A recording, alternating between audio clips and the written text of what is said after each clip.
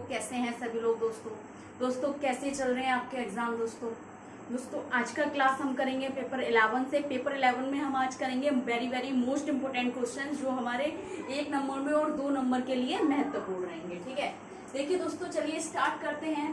Question number आज का, एकीकृत शिक्षा की अवधारणा किसके द्वारा प्रतिपादित की गई है, यानी कि इंटीग्रेटेड एजुकेशन को किसके द्वारा दिया गया है। ठीक है, तो एकीकृत शिक्षा जो है आपकी श्री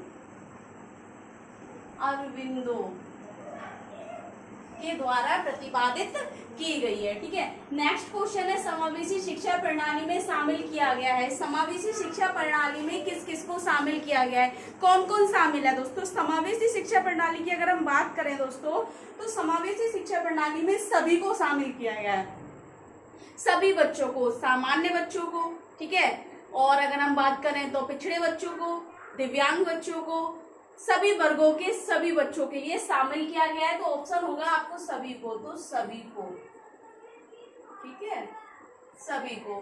क्वेश्चन नंबर 3 देखिए, समावेशी शिक्षा की मुख्य विशेषता क्या है। देखिए दोस्तों, समावेशी शिक्षा की हम मुख्य विशेषता, या हम किस शिक्षा को मुख्य विशेषता कह सकते हैं, उस शिक्षा की विशेषता, यानी कि जहां समावेशी शिक्षा होगी वहां छात्रों में पृथक्करण, यानी कि अलग अलग होंगे, छात्र अलग होंगे, छात्रों में विविधता पाई जाएगी, विभिन्नता होगी। ठीक है, अलग अलग छात्रों में। ठीक है, दूसरा अगर हम बात करें तो शिक्षक में, यानी कि सामान्य शिक्षक के साथ विशेष शिक्षक होंगे वहां। ठीक है, और अगर हम बात करें तो सामग्री में, शिक्षक में सामग्री हो गया, कक्षा में विविधता पाई जाएगी, वातावरण में विविधता होगी, ठीक है, संसाधनों में विविधता पाई जाएगी। तो पृथक्करण या विविधता क्या है, समावेशी शिक्षा की मुख्य विशेषता है। क्वेश्चन नंबर 4 देखिए, कक्षा में विविधता का उत्सव मनाना किस शिक्षा का उदाहरण है, यानी कि कक्षा में जब विविधता का उत्सव मनाया जाता है, यानी कि कक्षा में चल रही प्रक्रिया में छात्रों के बीच में विविधता होगी, ठीक है, पाठ्यक्रम में विविधता होगी, कक्षा शिक्षण वातावरण में विविधता होगी, शिक्षण अधिगम सामग्री में विविधता होगी, हर चीज में विविधता का जहां उत्सव मनाया जाता है वह शिक्षा का उदाहरण है आपका समावेशी शिक्षा। समावेशी शिक्षा, ठीक है। नेक्स्ट क्वेश्चन नंबर 5, सफल समावेशन की मुख्य आवश्यकता क्या है। दोस्तों अगर जहां भी हम कहें कि सफल समावेशन किस शिक्षा प्रणाली का, हम कह सकते हैं कि एक सफल समावेशन है, या किसी भी स्कूल का वातावरण, विद्यालय का कक्षा का वातावरण देख के कहेंगे ये सफल समावेशन है, तो उसकी क्या आवश्यकता होगी, तो वातावरण में विविधता ही सफल समावेशन कहलाता है। वातावरण में विविधता,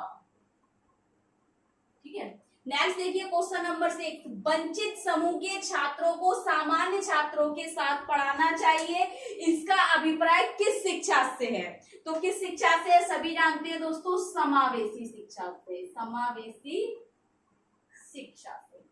ठीक, नेक्स्ट देखिए क्वेश्चन नंबर 7, सर्व शिक्षा अभियान का, यानी कि सर्व शिक्षा अभियान एसएसए का प्रारंभ कब हुआ। तो एसएसए कब प्रारंभ हुआ दोस्तों, 2001 में, और अगर पूछे किसके द्वारा हुआ, तो प्रधानमंत्री अटल बिहारी वाजपेयी के द्वारा। अटल बिहारी वाजपेयी ने शुरू की थी ये, अटल बिहारी वाजपेयी। ठीक, क्वेश्चन नंबर 8, राष्ट्रीय माध्यमिक शिक्षा अभियान भारत में कब शुरू हुआ।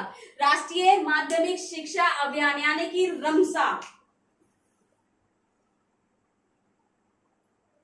ठीक है, कब प्रारंभ हुआ, मार्च 2009 में, मार्च 2009 में हुआ था ये। ठीक, क्वेश्चन नंबर 9 देखिए, शिक्षा की गुणवत्ता में सुधार लाने के उद्देश्य से शुरू की गई योजना कौन सी है, तो वो योजना रमसा ही है दोस्तों। ठीक है, ध्यान रखना, 1 नंबर के लिए वेरी मोस्ट इंपोर्टेंट है ये। क्वेश्चन नंबर 10, समावेशी शिक्षा के 2 मूल्य तत्व बताइए। पहले भी शायद मैंने आपको कराया है, तो बहुत सारे मूल्य तत्व हैं, यानी कि फंडामेंटल एलिमेंट्स बताने हैं इसमें, तो 2 मूल तत्व कोई भी लिख दीजिए। बाधा रहित वातावरण, कोई भी उपयुक्त संसाधन, उपयुक्त संसाधन, ठीक है। नेक्स्ट देखिए क्वेश्चन नंबर 11, समावेशी विद्यालय बनाने की रणनीतियां लिखिए। यानी कि जब हम विद्यालय को समावेशी बनाएंगे तो उसकी कौन कौन सी स्ट्रेटजीज होंगी। तो देखिए सबसे पहले देखिए पर्याप्त बुनियादी ढांचा, ठीक है। दूसरा आपकी ये आ गई बाधा रहित वातावरण यहाँ पर, ठीक है। तीसरी आ जाएगी आपकी प्रबंधनीय वर्ग आकार, ठीक है। उसके बाद आ जाएगा आपका सहायक उपकरण, ठीक है। यह यहाँ पर आ जाएगा सामग्री भी, ठीक। उसके बाद आ जाएगा आपका प्रशिक्षण पेशेवरों से निर्देश, ठीक है। उसके बाद आ जाएगा आपका पारिवारिक सहयोग। इन सभी को मिलाकर हम किसी भी विद्यालय को समावेशी विद्यालय बना सकते हैं, ठीक है। नेक्स्ट देखिए क्वेश्चन नंबर 12, समावेशी संचार के 3 सिद्धांत लिखिए। यानी कि समावेशी संचार के 3 सिद्धांत कौन कौन से हैं। एक तो हो गया सहानुभूति, दूसरा हो गया संस्कृति, तीसरा हो गया सशक्तिकरण।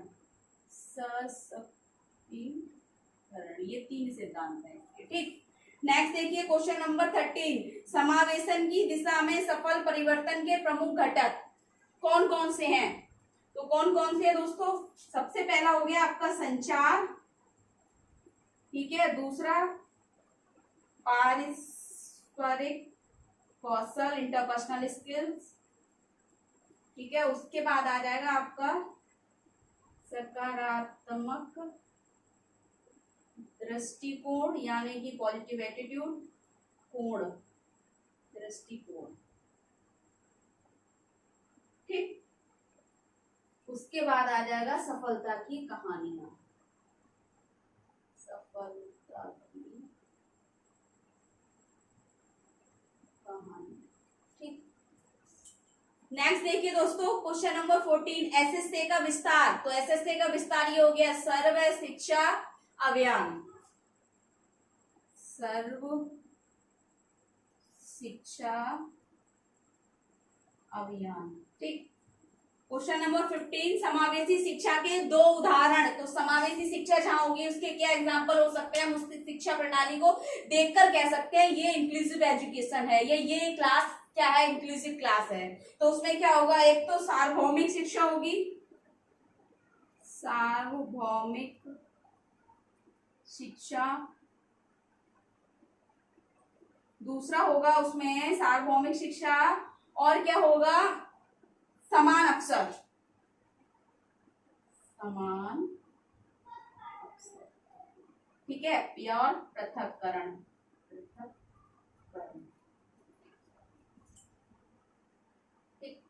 नेक्स्ट देखिए समावेशी शिक्षा के 2 उदाहरण हो गया। क्वेश्चन नंबर 16, अनुकूलन किन 4 प्रमुख श्रेणियों के अंतर्गत आता है। इसकी 4 प्रमुख श्रेणियां कौन कौन सी हैं। तो देखिए सबसे पहले है सामग्री, दूसरी है प्रक्रिया उत्पाद, 2 हो गए। एक और है इसकी, 2 और हैं, सीखने का माहौल, सीखने का माहौल एक और है दोस्तों इसका संशोधन, ठीक। ये 4 हो गए। नेक्स्ट देखिए क्वेश्चन नंबर 17, परिवार साझेदारी की 2 लाभ बताने हैं आपको। परिवार साझेदारी विकसित करने के 2 लाभ। क्वेश्चन पूरा ये होगा, परिवार साझेदारी विकसित करने के 2 लाभ कौन कौन से।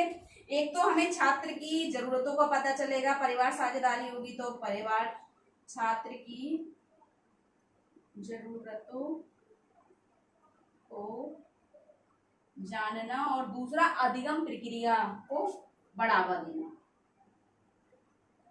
अधिगम प्रक्रिया को बढ़ावा देना, ठीक। नेक्स्ट देखिए क्वेश्चन नंबर 18, शिक्षण अधिगम सामग्री के प्रकार, यानी कि टीचिंग लर्निंग मटेरियल के टाइप्स यहाँ पर बता रहा है। तो पहली है दृश्य सामग्री, दूसरा है आपका श्रव्य सामग्री,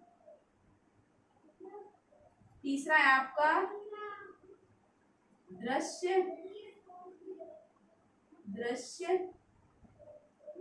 श्रव्य सामग्री। ठीक है, 3 प्रकार होते हैं इसके। ठीक, नेक्स्ट देखिए क्वेश्चन नंबर 19, श्रव्य दृश्य सामग्री के 2 उदाहरण। तो श्रव्य दृश्य यानी कि जिसमें दिखता भी हो और सुन भी सके। तो एक तो हो गया आपका टीवी, बहुत ही इजी। दूसरा हो गया मोबाइल फोन। 20 देखिए क्वेश्चन नंबर 20, टीएलएम किसे कहा जाता है? तो टीएलएम किसे कहा जाता है? जिससे अधिगम को प्रभावी एवं सरल बनाया जाए। अधिगम को प्रभावी एवं सरल बनाया जा या वह सामग्री जिस सामग्री के माध्यम से अधिगम क्या है, सरल और प्रभावी बनता है। टीएलएम यानी कि टीचिंग लर्निंग मटेरियल शिक्षा अधिगम सामग्री कहलाता है या कहलाती है। तो दोस्तों यहाँ पर 20 प्रश्न किए हैं, बिल्कुल समय ना होती है भी मैंने आपको क्लास किया है क्योंकि तबियत भी ठीक नहीं है, टाइम भी नहीं है, लेकिन आपके एग्जाम के लिए मैं टाइम निकाल रही हूँ दोस्तों। और बहुत ही ज्यादा मोस्ट इंपोर्टेंट क्वेश्चन है। कुछ लोग कह रहे हैं एग्जाम पेपर पैटर्न चेंज हो गया एग्जाम देने के बाद, लेकिन कोई बात नहीं है, पेपर का टाइप कुछ भी हो जाए, पैटर्न कुछ भी हो जाए, लेकिन क्वेश्चन तो चेंज नहीं हुए ना, सिलेबस तो चेंज नहीं हुआ ना, तो क्यों टेंशन लेनी है। ठीक है, हर टाइप को आपको क्वेश्चन करा ही रखा है मैंने। बाकी इसके अलावा कुछ समझ नहीं आ रहा है, कुछ डाउट लग रहा है, कुछ पूछना है तो कमेंट बॉक्स में जाके कमेंट करें, ज्यादा से ज्यादा वीडियो लाइक करें, चैनल को सब्सक्राइब करें, बेल आइकन को प्रेस करें ताकि नेक्स्ट आने वाली क्लास आप तक पहुंचती रहे दोस्तों। All the best.